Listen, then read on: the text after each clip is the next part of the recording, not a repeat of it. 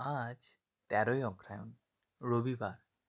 আমাদের গ্রামে মা অন্নপূর্ণার আশীর্বাদে নবান্ন উৎসব পালিত হলো এবং আমরা খুব মজা করলাম। এটা সন্ধ্যা শুরুর প্রথম মুহূর্ত। এরপরে আমাদের পারিবারিক রীতি রেওয়াজ। পুরনো অন্ন খেতে হয় যেন জন্ম জন্ম।